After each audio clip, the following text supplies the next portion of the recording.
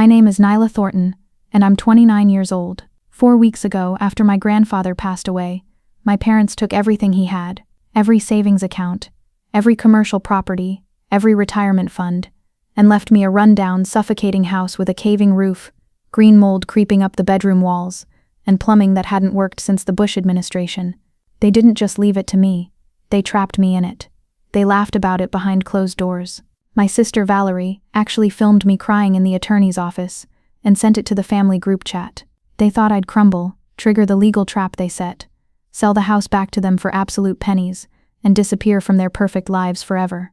But 2 weeks later, the structural contractor I'd hired called me. His voice was breathless, shaking so hard I could barely understand him over the phone.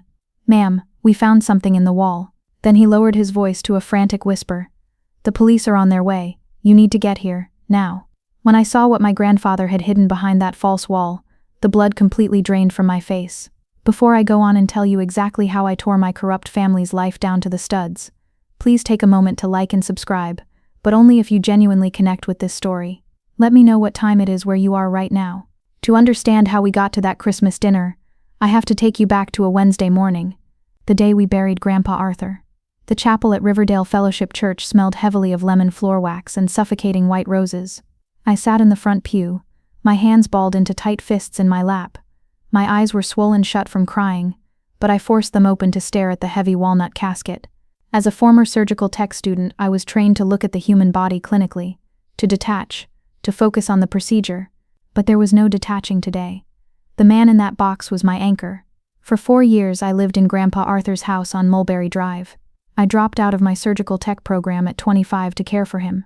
I traded my 20s for midnight medication runs, brewing 4 a.m. chamomile tea, and changing heavy surgical wound dressings. Through it all, his calloused, retired carpenter hands would grip my wrist tightly, grounding me, as he told me stories about my late grandmother. I lost every friend I had. I burned through every single dollar I earned working part-time at the free clinic. And my parents. A few feet away, my dad stood by the guest book in his tailored navy blue suit. He shook hands firmly, projecting his voice like a politician running for state senate. My mom stood beside him, dabbing her eyes with a silk tissue. It was a perfectly calculated movement. It was just enough sadness for the wealthy neighbors to notice her grief, but never enough to actually smudge her expensive mascara. By the stained glass doors, my sister Valerie leaned casually against the frame. Her phone was out.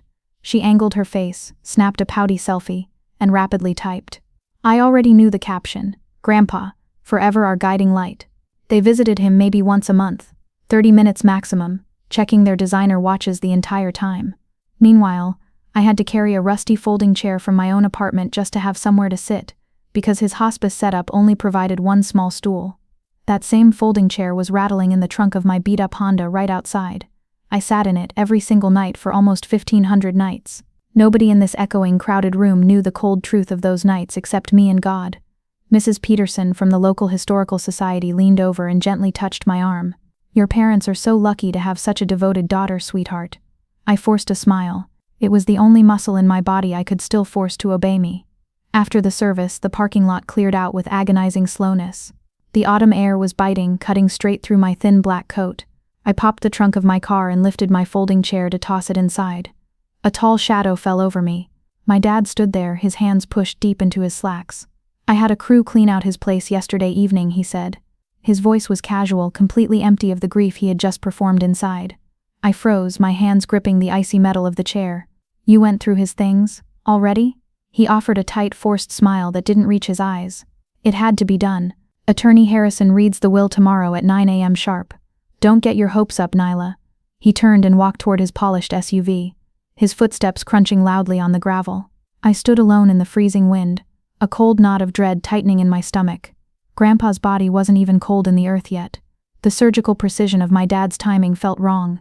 Too fast, too clean. The trap was already set. I just didn't know it yet. Attorney Clara Harrison's office was a sterile cube of glass and freezing white leather. Walking inside felt like stepping into a perfectly clean operating room. There was nowhere to hide. Dad took the center seat, spreading his arms across the backrest, completely dominating the space. Mom sat to his left, clutching her designer purse to her chest like a shield. Valerie slouched on the far end, her thumbs flying aggressively across her phone screen. I took the cheap folding chair closest to the heavy glass door. Clara Harrison, A sharp-featured woman in a pristine gray pantsuit didn't offer any condolences. She just opened a thick manila folder and began to read. Her voice was a flat, mechanical drone, stripping an entire human life down to dollar amounts. Liquid savings accounts totaling $520,000 to George and Donna Thornton, Clara read, not looking up. The Elm Avenue commercial rental property assessed at $340,000 to George and Donna Thornton, pension and retirement funds of $450,000 to George and Donna Thornton. My chest tightened. In the clinic, we see patients go into shock when their blood pressure suddenly drops. That's exactly how this felt. The air simply left the glass room. To my granddaughter Nyla Thornton, Clara continued, flipping a crisp page. I leave the residential property at 14 Mulberry Drive. Current assessed value $42,000 as is. However, Clara paused, tapping her manicured nail against the paper. This property is inherited subject to a strict right of first refusal clause. Should Nyla be unable to maintain the property to city code, or should she wish to sell, she is legally bound to sell it exclusively back to George and Donna Thornton for the fixed sum of $42,000. For a house with a caving roof, green toxic mold, and plumbing that was essentially destroyed, I couldn't even afford the property taxes, let alone the massive repairs needed to pass city code. That can't be right, I whispered, my throat closing. He told me. Grandpa always said I'd be taken care of. Dad leaned forward, his voice dripping with smooth condescension. He said a lot of confused things at the end to everyone, Nyla. You know how his mind was failing. His mind was perfectly fine. I snapped back, my pulse hammering in my ears. Dad's eyes hardened, dropping the grieving father act for just a second. This is black and white ink. Law is law. Valerie snorted from the corner. She lifted her phone, aiming the camera directly at my devastated, tear-streaked face. Click. In the dead silence of the glass room, the digital shutter sounded like a gunshot. My hands were visibly shaking, and my own sister was documenting my humiliation. Clara slid the signature page across the glass desk. I stared at it. Grandpa Arthur's name was there, but the ink, it trembled across the dotted line like a violent seismograph. That wasn't how he wrote. Even on his worst, most painful days, his grip was a master carpenter's grip, steady, certain, but the heavy glass door was already closing behind me, and nobody had asked if I had questions.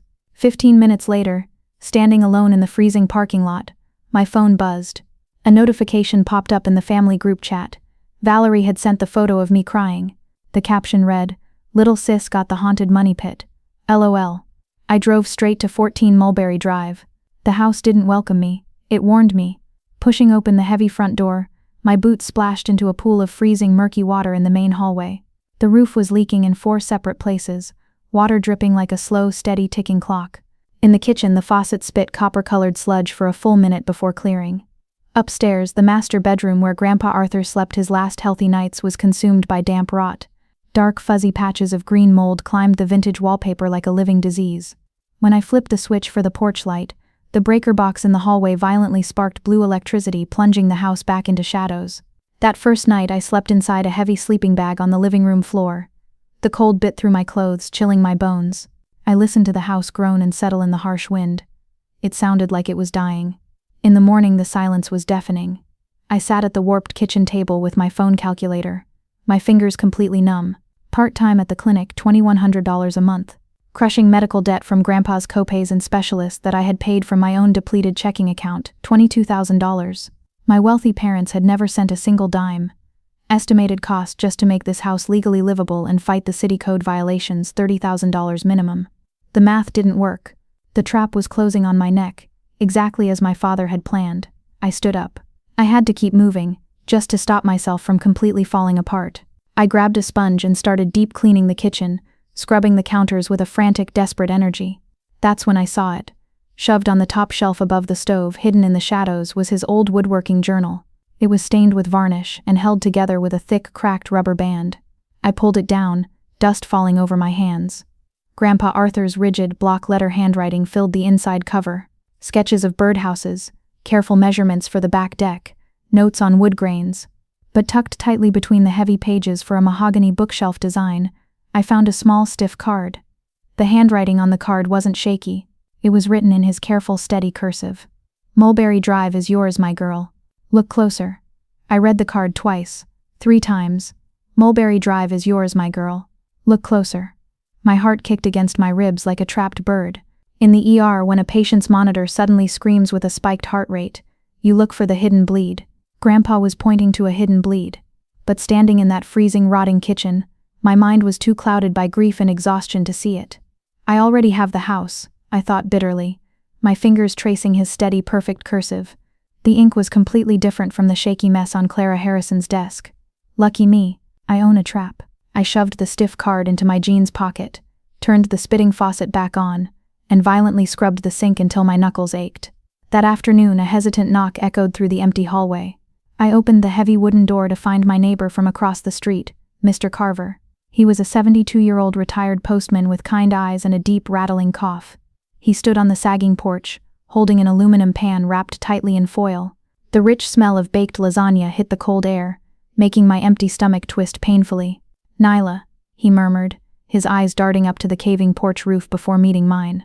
"I was so sorry to hear about Arthur. He was the best man on this block." "Thank you, Mr. Carver," I said softly, taking the warm pan. "It's been a long week." He didn't leave. He shifted his weight from foot to foot, looking nervously over his shoulder toward the empty street, as if he expected someone to be watching us. "Arthur told me something a year ago," Mr. Carver whispered, his voice dropping so low I had to lean in to hear him over the wind. "He said if you ever ended up in this house alone, I should tell you to call Fred Bennett." "Fred Bennett? Who is that?" "Just find his number." Arthur said, "It's taped behind the kitchen cabinet. The one right above the stove." Mr. Carver backed down the steps, pulling his coat tighter around his neck. "Don't let them push you out of here, Nyla." Before I could ask him what he meant, he turned and hurried down the cracked driveway. 2 days later, the real pressure began. I was carrying a bucket of dirty water to the front yard when a sleek black Mercedes practically glided into my driveway. The expensive tires crunched loudly over the dead autumn leaves. A man in his mid-30s stepped out. He wore a sharp, charcoal gray suit that probably cost more than my car, and a silver Bluetooth earpiece blinked softly against his ear. He didn't wait for me to invite him inside. He marched up the steps and pushed right past me into the dark hallway, his expensive leather shoes splashing directly into the murky puddle by the door.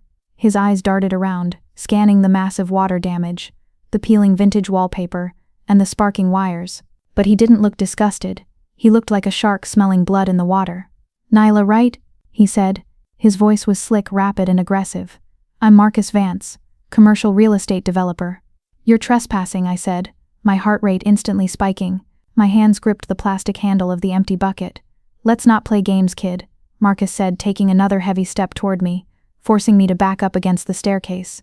"City code enforcement is going to slap you with condemnations by next month. They don't mess around with structural rot and toxic mold. Your dad reached out to me. He's willing to trigger that right of refusal clause today. Take the massive burden off your hands for the $42K. He reached inside his tailored jacket, pulled out a thick legal clipboard and shoved it hard against my chest. "You take the cash, clear your medical debts, and walk away before the city bankrupts you completely. Sign the transfer." I stared at the clipboard. My dad didn't send a family friend to check on me. He sent a corporate developer. "Get out of my house," I said. My voice was trembling, but it was loud enough to echo off the damp walls. Marcus smirked. It was a cold, ugly expression that made my skin crawl. He adjusted his suit jacket, slowly looking me up and down with pure pity. "Suit yourself. But when the roof caves in on your head, don't say your family didn't try to save you." He turned on his heel and walked out. I slammed the heavy front door so hard the rusty hinges screamed, and I threw the deadbolt locked. I slid down the solid wood, sitting on the floor in the dark, my chest heaving. My surgical training kicked in. In the operating room, if a doctor suddenly orders an emergency amputation on a limb that only has a minor infection, you stop the procedure. You ask why. You look for the hidden motive. If this house was just a worthless, rotting teardown, why was a high-end commercial developer acting as my father's personal messenger? Why was that right of first refusal clause written so aggressively to force me out? Unless the house wasn't a throwaway. Unless it never was. That night, my anxiety peaked into pure adrenaline. The house was pitch black and the temperature had dropped near freezing. I paced the living room, carefully sidestepping the puddles that had formed on the warped floorboards. My flashlight beam cut through the heavy, dusty air. My mind was racing, diagnosing the situation just like a tricky case in the clinic. When a patient presents with symptoms that don't match their test results, someone is lying. My dad's voice replayed in my head, cold and perfectly calculated. Law is law. He was moving too fast. He was trying to amputate my connection to this house before I could take a closer look at the x-rays. The small, stiff card burned in my pocket. Look closer. I stopped pacing. I marched straight into the freezing kitchen, the beam of my flashlight shaking slightly in my hand. I reached up to the highest cabinet above the stove, the one Mr. Carver had pointed out. I pulled the wooden door open. The hinges squealed.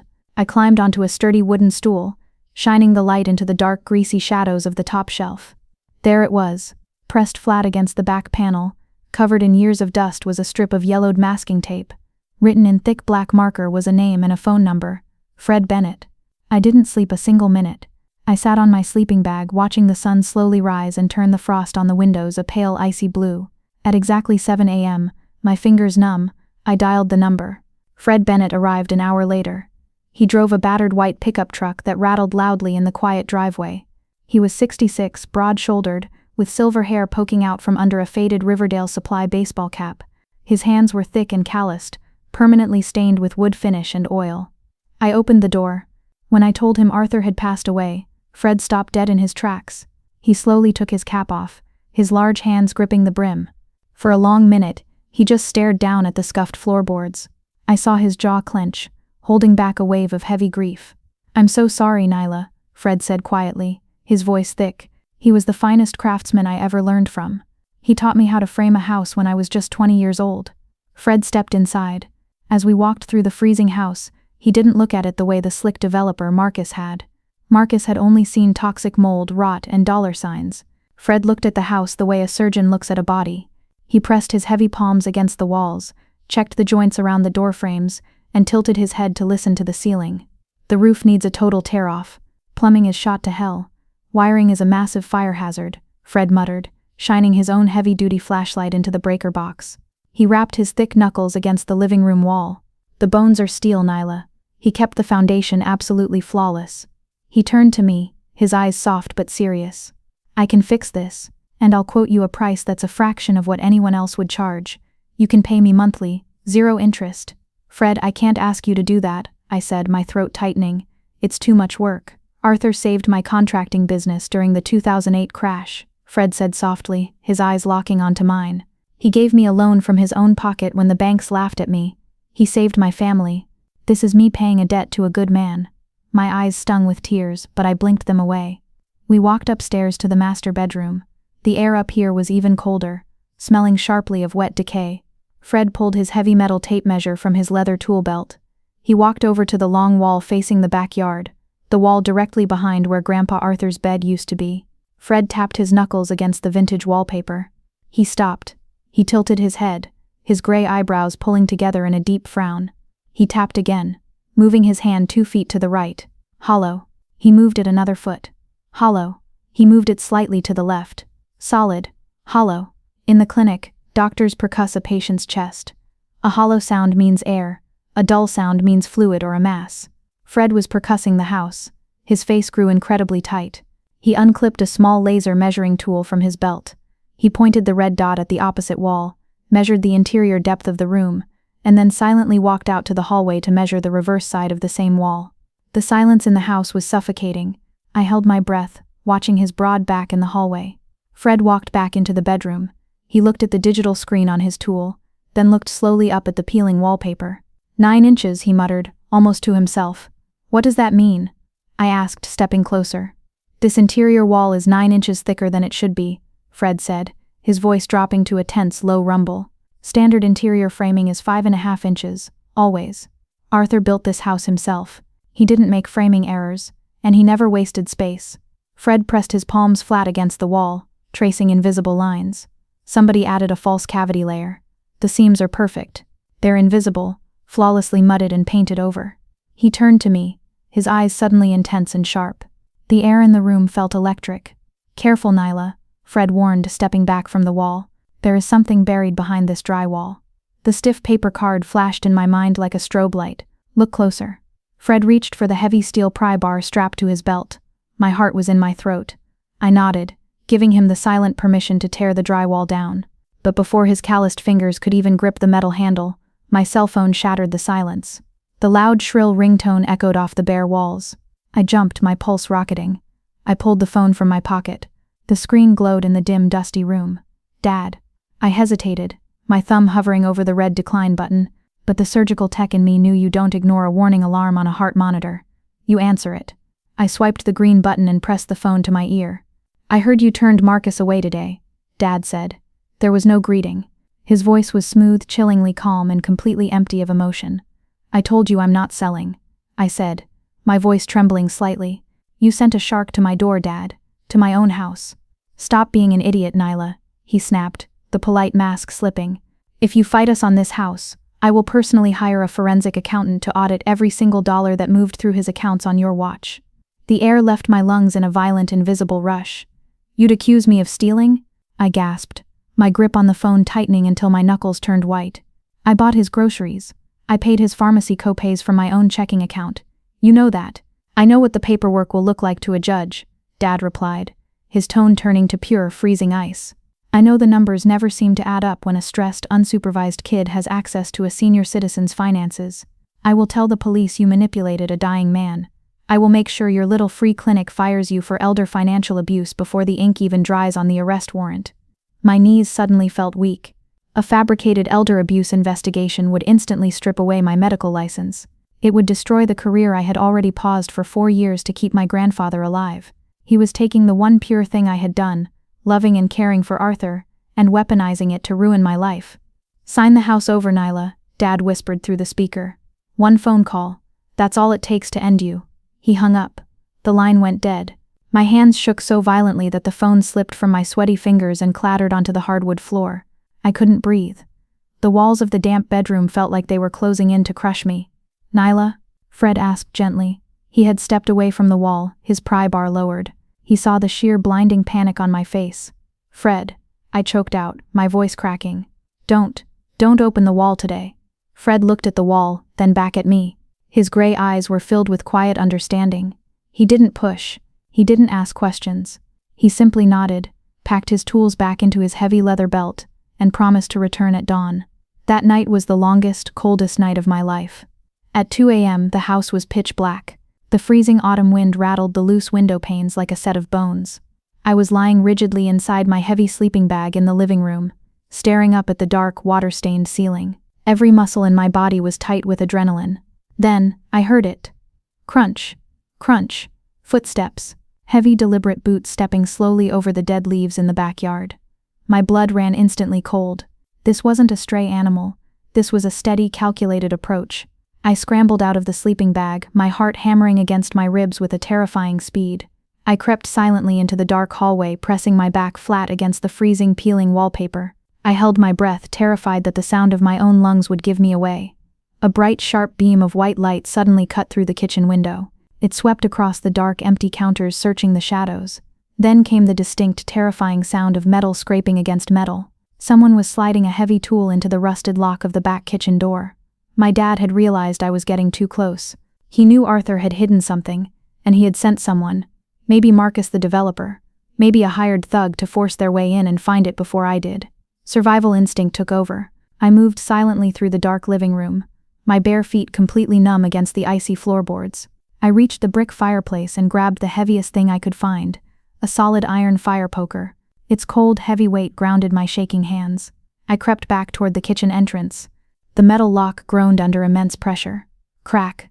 The wood of the doorframe splintered loudly. My stomach dropped. I raised the heavy iron poker, my muscles screaming with tension, ready to swing at whatever stepped through that door. But Grandpa Arthur's heavy steel-enforced deadbolt held.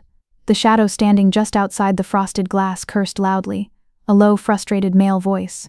Before he could strike the door again, a neighbor's dog next door suddenly erupted into furious, echoing barks. The shadow froze. The flashlight beam snapped off. A second later, I heard rapid, heavy footsteps sprinting away down the gravel alley, fading into the windy night. I slid slowly down the hallway wall, collapsing onto the freezing floor. I gasped for air, clutching the iron poker to my chest until my fingers ached. I sat there in the pitch black, shaking uncontrollably. They weren't just trying to scare me legally anymore. They were coming for me. Time was completely out.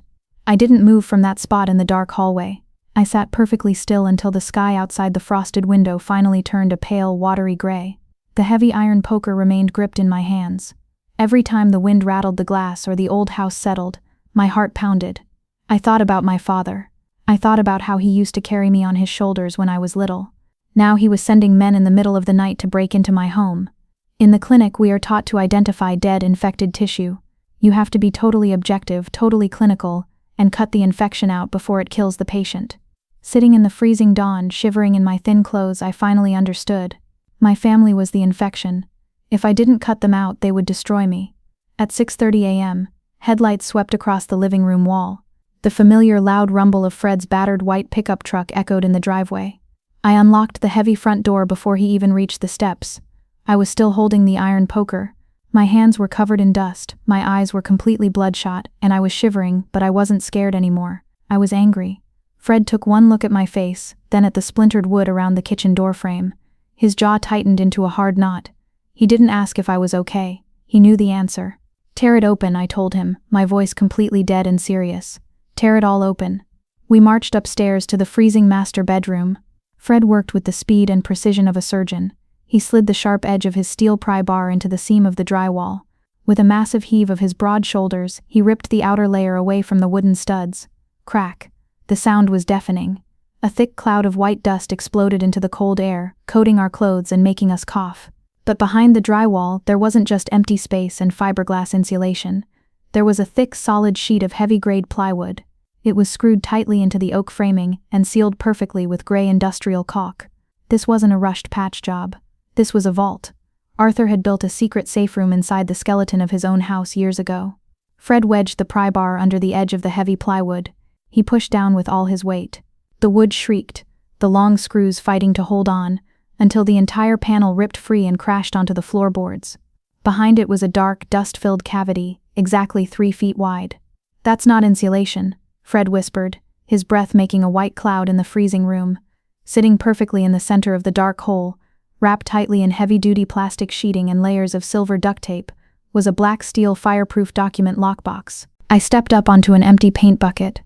My fingers were trembling, and I accidentally scraped my knuckles against the rough oak framing, drawing a small line of blood. But I didn't care. I ripped the heavy tape away and dragged the freezing steel box out of the shadows. It was incredibly heavy, like pulling a buried treasure out of the earth. I set it gently on the dusty floorboards. I popped the heavy metal latch. It clicked loudly in the quiet room.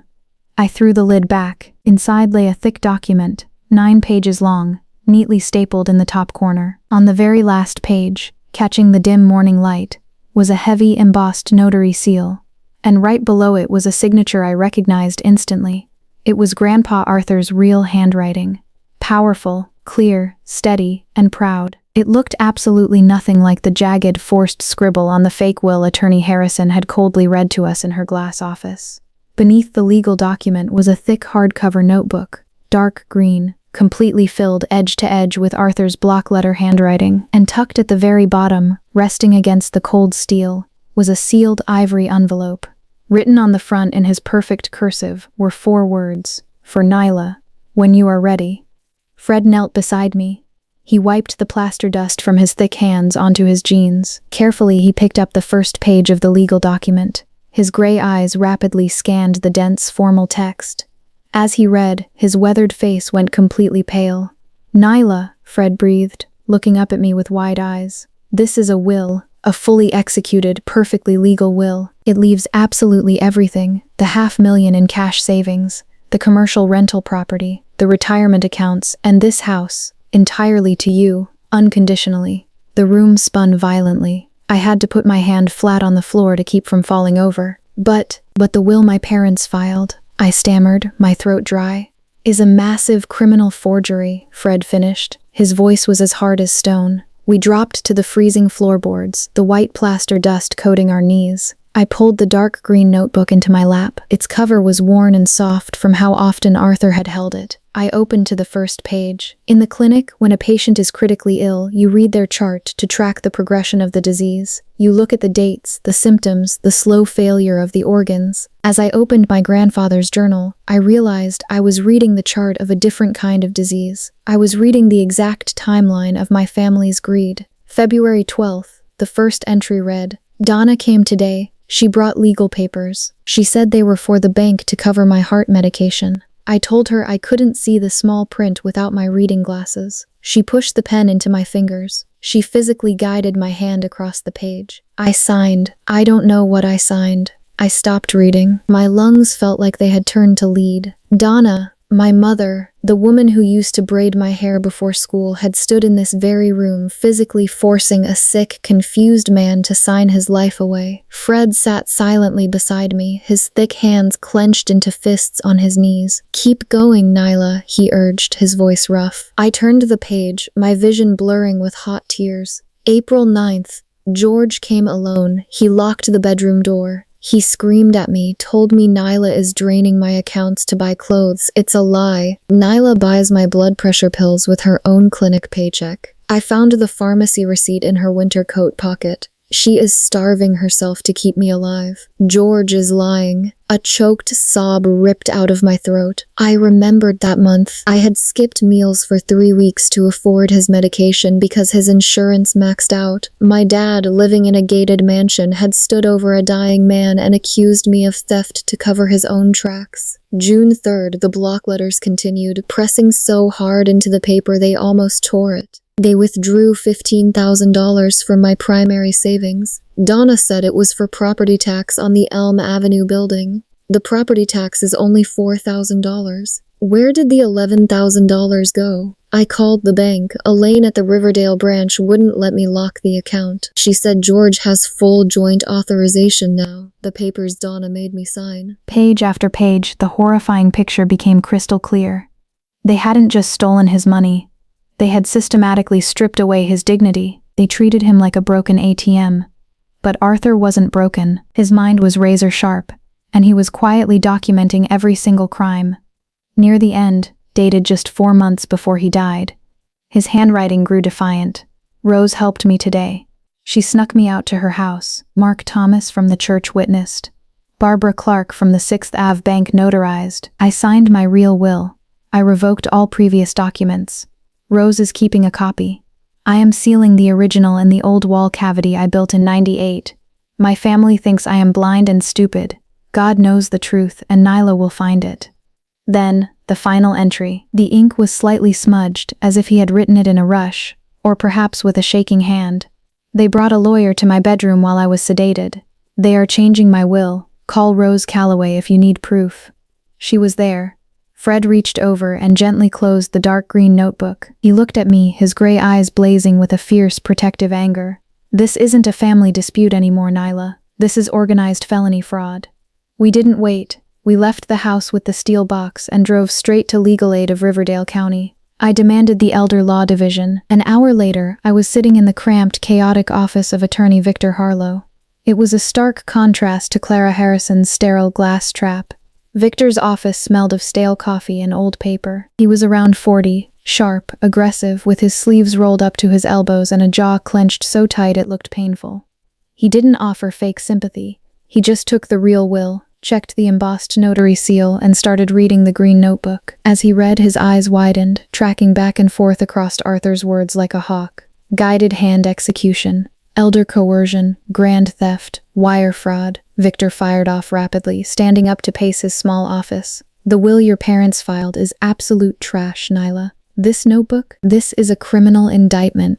He slammed his hands flat on his cluttered desk, leaning in close. His expression turned deadly serious. "But listen to me carefully. Your parents used a fraudulent joint account agreement authorized by a corrupt bank manager named Elaine to bypass your power of attorney. They didn't just steal the inheritance on paper. They've been physically draining the $520,000 in liquid cash for months. Can we stop them?" I asked, my heart pounding in my throat. "Can we lock the accounts?" Victor was already picking up his desk phone, dialing rapidly. "I am filing an emergency ex parte freeze order with the county judge right now." He pressed the phone to his ear with his shoulder and rapidly clicked his computer mouse, pulling up the county banking registry. Suddenly, Victor stopped. He stared at his computer screen, the color completely drained from his face. "Nyla," Victor breathed, his voice tight with sudden panic. "The bank's automated legal system just flagged a massive pending wire transfer. When my office pinged the account, your dad got an automated notification that legal action is pending on the estate." "What does that mean?" I asked, standing up so fast my chair tipped over backward. Victor looked at me, his eyes wide.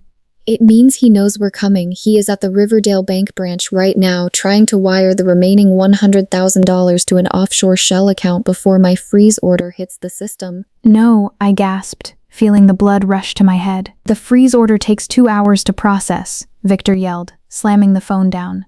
Get to that bank, cause a scene, delay the wire, do whatever it takes to buy me 45 minutes. I sprinted out of Victor's office without another word. The cold October air burned my lungs as I practically threw myself into my beat-up Honda. The engine sputtered, whining in protest before finally catching. I jammed the gear shift into drive and slammed my foot on the gas. In the ER, when a patient codes, you don't think about the paperwork or the mess you're making. You just move. You stop the bleeding. My grandfather's legacy was hemorrhaging, and my father held the scalpel. I drove like a madwoman. The speedometer needle climbed past 60 on residential streets. I blew through a yellow light that turned red halfway across the intersection, the horn of an oncoming delivery truck blaring in my ears. My knuckles were white on the steering wheel, my hands slick with cold sweat and plaster dust. 45 minutes. The clock in the dashboard glared at me. 10:14 a.m. I hit the brakes hard, tires screeching violently as I careened into the Riverdale Bank parking lot.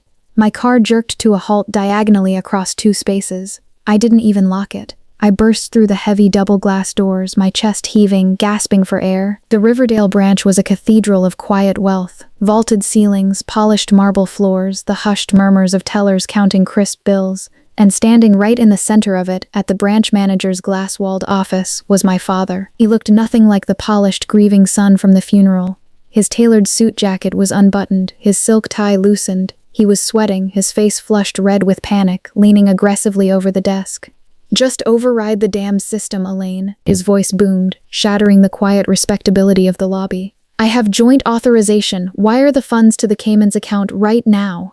Elaine, a stern woman in her 50s who usually looked as immovable as a vault door, was trembling. Her manicured fingers hovered frantically over her keyboard. "George, the system is flagging a massive anomaly. If I force this through without secondary verification—" "Do it," he roared, slamming his fist onto her desk, "or I'm pulling all my corporate accounts tomorrow." "Stop the transfer," I screamed. My voice ripped through the bank at the absolute top of my lungs. The entire busy lobby went dead silent. Tellers froze with stacks of cash in their hands. The security guard by the door stopped mid-step, his hand resting on his radio. Dad spun around. When he saw me, covered in white drywall dust, my hair a wild mess, a streak of dried blood on my knuckles from the false wall, his face morphed from sheer shock into pure, unadulterated rage. "Nyla," he hissed, his eyes darting to the watching crowd before locking onto me. He took a rapid step toward me, trying to lower his voice to a lethal, commanding whisper. "Get the hell out of here. You are making a fool of yourself." I didn't back down. I marched straight up to Elaine's desk, ignoring him completely. I slammed my dusty, scraped hands down onto her pristine glass desk,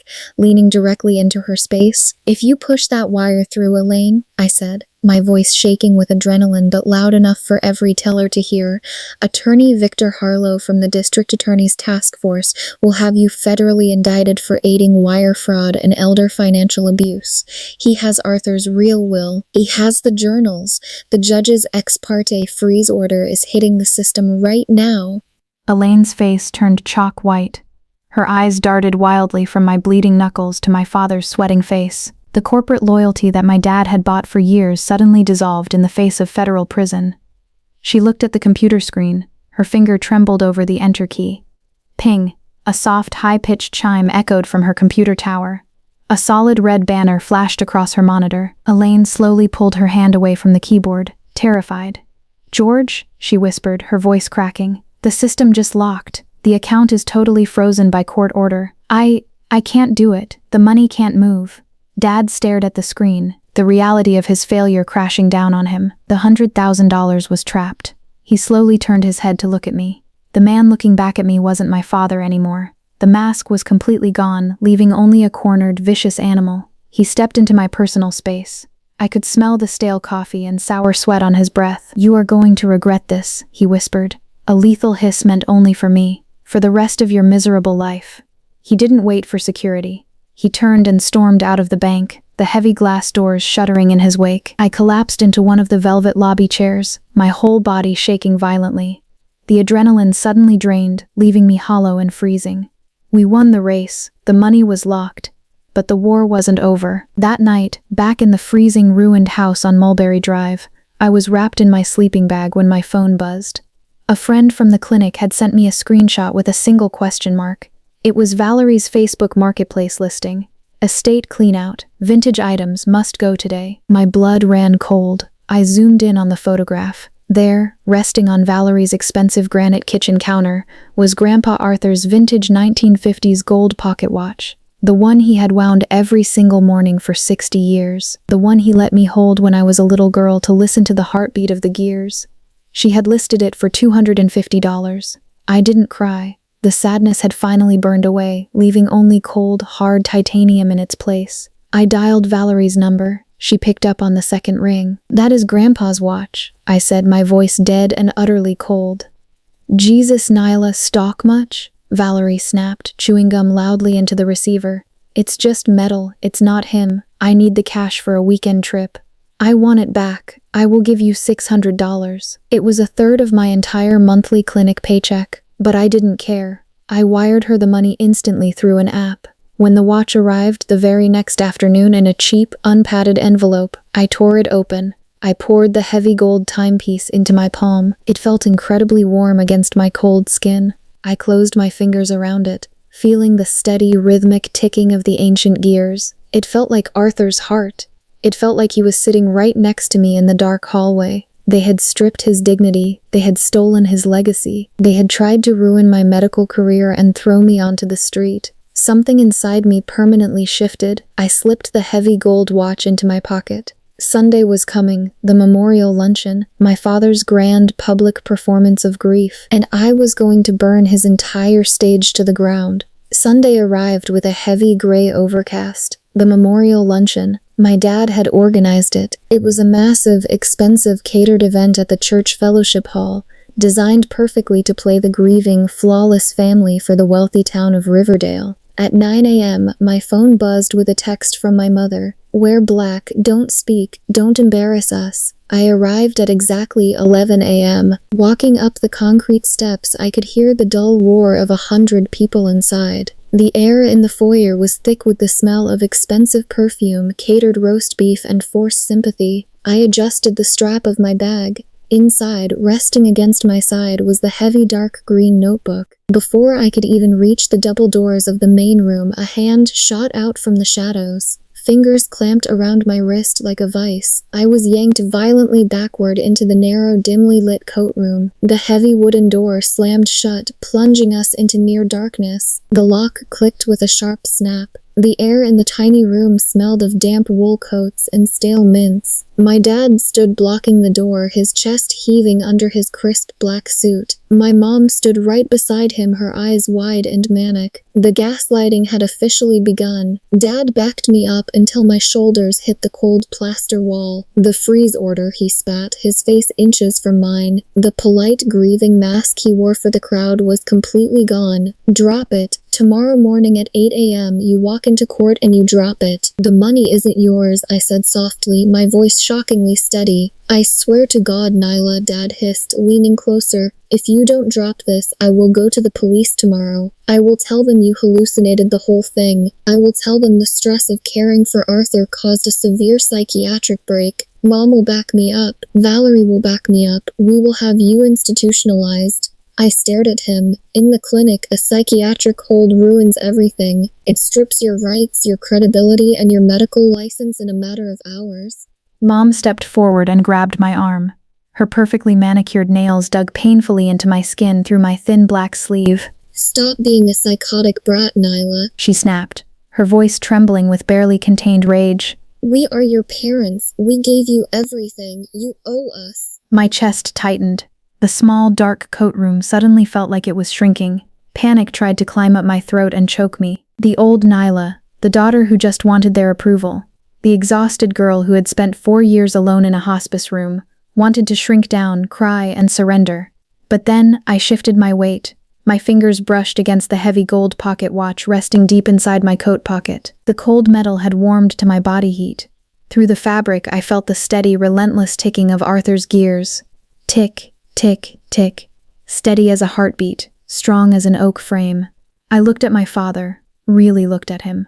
I looked past the expensive suit and the booming voice. I didn't see a powerful man who could destroy my life. I saw a terrified, sweating, cornered thief who knew his lies were collapsing. I saw a man who was so desperate to avoid prison that he was threatening to lock his own daughter in a psychiatric ward. The fear burned away completely. I violently ripped my arm out of my mother's grip. She stumbled back, hitting the rack of coats with a surprised gasp. "Are we done?" I asked. My voice was terrifyingly calm. It was the voice of a surgeon stepping up to the operating table. Dad's eyes widened slightly. He opened his mouth to speak, to threaten me again, but the words died in his throat. He saw it in my eyes. He had lost control. I reached past him, unlocked the heavy door, and pushed it open. Blinding light poured into the dark coat room. I walked straight out into the fellowship hall. The room was packed. Over 100 people sat at round, white-clothed tables, murmuring in low, respectful voices. The second I stepped out, Dad rushed past me, practically sprinting toward the microphone set up on the small stage at the front of the room. He was trying to beat me to the punch. His public grieving son mask instantly snapped back into place like a bear trap.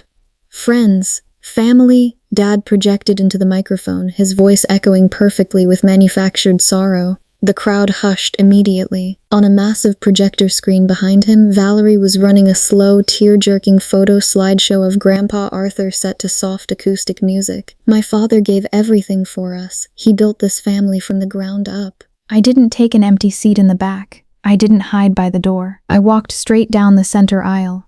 My boots clicked loudly against the polished hardwood floor. Click, click, click. Every head in the massive room slowly turned to watch me. The murmurs completely died away. The room fell dead silent, save for the soft acoustic music playing from the speakers. Up on the stage, Dad's jaw clenched so hard a muscle twitched in his cheek. His eyes screamed at me to sit down. I didn't stop until I reached the very front, standing right in front of the stage. The projector light cast a long, sharp shadow of my body across the floor. I reached into my bag and pulled out the dark green notebook. "Thank you all for coming," I said, projecting my voice so it bounced off the high, arched ceiling. My hands were shaking, but my grip on the green notebook was like iron. "Grandpa Arthur loved this town, but there's something he wanted you all to know. He was keeping a journal." Dad lunged forward from the stage, his face twisting with panic. He grabbed the microphone stand. "Nyla, sit down." His voice boomed through the speakers, sharp and commanding. "This is a memorial, not a circus. Someone escort her out." I didn't move an inch. I took a deep breath, and when I spoke, it wasn't the voice of the quiet, exhausted girl they had bullied for years. It was Arthur's voice, loud, clear, and totally unyielding. "You told me today was Grandpa's day, Dad," I shouted back, my words slicing through the heavy air. "So let him speak." The tension in the massive room was explosive. 100 people sat completely frozen. I opened the dark green notebook. "February 12th, I read, projecting over the sudden nervous murmurs. "Donna brought legal papers. She physically guided my hand. I didn't know what I signed." Dad's face went completely ashen. All the color drained from his skin. In the second row, Mom dropped her silk tissue. A shockwave hit the crowd. People gasped. The wealthy neighbors looked at each other in horror. "April 9th, I continued, my voice echoing off the stained glass. "George accused Nyla of stealing to cover up his own withdrawals. Turn off her microphone." Dad screamed at the sound booth in the back, but I didn't have a microphone. I just had the truth. "November 3rd, I read, my voice carrying the weight of a judge's gavel. "They brought a fake lawyer. They forged my will while I was sedated. Call Rose Calloway if you need proof. She was there." Total, airless silence fell over the hall. For a split second, you could hear a pin drop. Then pure chaos. The room erupted in loud whispers and shouting. Mom stood up, her chair scraping violently against the floor. "He was demented," she screeched over the noise, pointing a shaking finger at me. "He was crazy. His mind was gone. He didn't know what he was writing." From the third row, a woman stood up. It was Rose Calloway. She was 72 years old, wearing her Sunday pearls and a perfectly pressed black dress. Her voice sliced through Mom's screaming like a cold blade. "No, Donna," Rose said firmly, stepping out into the aisle. "He was sharp as a tack. I drove him to my house myself. He signed his real will on my kitchen table. I was a witness." Rose pointed a shaking, furious finger directly at my dad on the stage. "And Pastor Thomas was the other witness. He's sitting right there." The entire congregation whipped their heads toward the front row. Pastor Thomas stood up slowly. His face was pale, but his expression was resolute. He looked at my parents, then turned to the shocked crowd. Rose is telling the truth. Arthur asked me to be there. He was fully competent, and he knew exactly what his family was trying to do. Dad completely lost his mind. He grabbed the heavy metal microphone stand and violently shoved it away. It crashed onto the hardwood floor with a deafening metallic shriek that made the crowd cover their ears. "This is a lie! All of you are crazy," he roared. He jumped off the stage, grabbed Mom by the arm, and practically dragged her toward the side exit. "We are leaving!" They stormed down the side aisle, pushing past the shocked guests. Valerie scrambled frantically behind them, her face pale with terror. They burst through the heavy wooden doors into the lobby. I didn't chase them. I walked calmly to the massive stained glass windows overlooking the parking lot. Almost the entire church crowded around the glass to watch. My parents didn't get far. Outside, 2 Riverdale County police cruisers were parked sideways, completely blocking Dad's polished SUV. Their red and blue lights flashed silently against the gray overcast sky. An Adult Protective Services investigator and Detective Miller stepped forward from the cruisers, their badges gleaming in the dull light.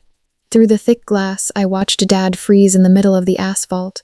Detective Miller stepped up, speaking to him. I saw Dad try to puff out his chest, try to use his wealthy, commanding voice, but the detective just pulled out a pair of steel handcuffs. Then I saw Valerie. An officer gently separated her from my parents. I watched her face crumple. In exactly 4 seconds of doing the mental legal math, my sister flipped. She pointed her finger directly at Dad. Then she pointed at Mom. She was sobbing, nodding rapidly to the police, telling them absolutely everything to save herself from a prison cell. Dad stood in the middle of the cold parking lot, utterly broken. His empire, his perfect reputation, shattered into a million pieces in front of the entire town. 4 weeks later, the heavy wooden gavel dropped in the county courthouse. Attorney Victor Harlow completely obliterated their defense. The fake will was voided immediately. Arthur's real will was upheld without question. I inherited the house, the commercial property, and the remaining funds. Total value $1.5 million. The judge showed zero mercy. He ordered full criminal restitution for the stolen money. George and Donna Thornton were forced to sell their massive gated mansion to pay back what they had drained. Both were indicted on 2 federal counts of felony elder financial abuse. Valerie cut a deal. She got 3 years of probation and a permanent criminal record that would follow her forever. They are nothing to me now, just ghosts from a life I left behind. It's a crisp October morning. 14 Mulberry Drive is completely unrecognizable. Fred Bennett oversaw the massive renovation himself. The house now has a thick charcoal gray roof, pristine cream-colored siding, and perfectly restored original pine floors. The green mold is completely gone. The freezing drafts are gone. I am officially enrolled back in my surgical tech program, my tuition fully paid in cash. I stand in the center of the upstairs master bedroom. The morning sun pours through the new clear glass windows, warming the floorboards. Fred installed a beautiful polished oak plaque directly over the spot where the false cavity used to be. It simply reads, Arthur's Wall. I reach into my pocket and pull out the sealed ivory envelope I found in the lockbox. I open it one last time. The final letter. You were the only one who stayed, Nyla. Not for the money, not for the house. You stayed because you loved me. That is why everything is yours. Be brave. The truth always finds a witness. I fold the letter carefully. I run my thumb over his vintage gold pocket watch, feeling the heavy, steady ticking against my palm. The rotting house they meant to be my absolute ruin became my fortress. If someone ever tries to erase you, if they smile politely while they steal your life and dare you to fight back, don't scream, don't beg for their mercy. Just find their lies and tear the walls down. Standing here in the quiet of a house that finally breathes again, I realize that truth isn't just a concept, it's a foundation you build a life on. This journey was long and heavy, but reaching this moment of peace makes every struggle worth it. If you felt the weight of Nyla's story, if you believe that justice and truth are worth fighting for, then I invite you to stay a part of this community. Please take a second to like this video and subscribe. It's the best way to ensure these stories of resilience and raw honesty continue to find their way to you. Let's keep uncovering the truth, one story at a time. Take care of yourselves, and I'll see you in the next one.